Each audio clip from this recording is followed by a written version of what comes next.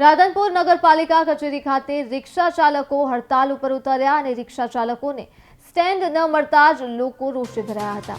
રિક્ષા ચાલકો સાથે રાધનપુર શહેર કોંગ્રેસ અને મહિલા કોંગ્રેસ પણ વિરોધ નોંધાવ્યો। કાયમી રિક્ષાઓનું સ્ટેન્ડ આપવાની માંગ સાથે રિક્ષા ચાલકો પોતાની રિક્ષાઓ લઈ નગરપાલિકા સામે ઉપવાસ ઉપર ઉતર્યા। જ્યાં સુધી માંગણીઓ ન સંતોષાય ત્યાં સુધી આમરણ ઉપવાસ ચાલુ રાખવાની ચીમકી પણ ઉચ્ચારી છે।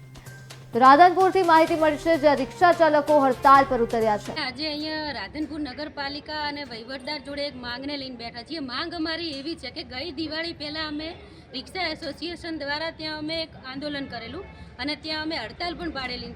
રાધનપુરની અંદર 700 રિક્ષાઓ આવેલી છે।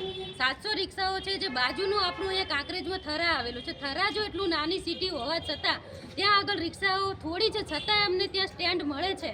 તો રાધનપુરની અંદર 700 રિક્ષાઓ છતાં રિક્ષા સ્ટેન્ડ કેમ નહીં?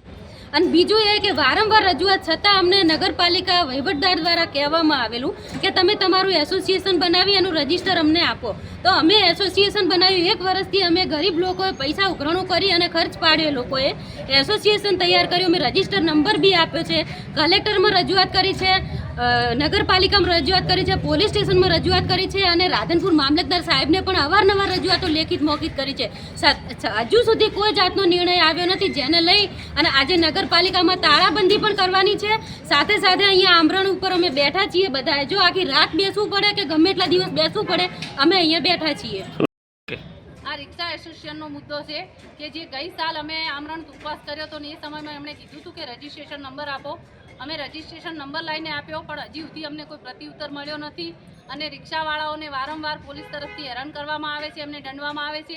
એકની એક રિક્ષા 3 વખત પોલીસ સ્ટેશનમાં મૂકી દેવામાં આવે છે।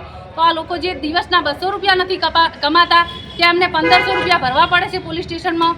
અને અમને આજથી અમે એવો નિર્ણય કર્યો છે કે અમને જ્યાં સુધી ન્યાય નહીં મળે ત્યાં સુધી અમે આમરણ ઉપવાસ ઉપર બેસી જઈશું। કાં તો અમને સ્ટેન્ડ મળવું જોઈએ, નહીતર અમે આનો ઉપવાસ ચાલુ રાખશું અહીંયા।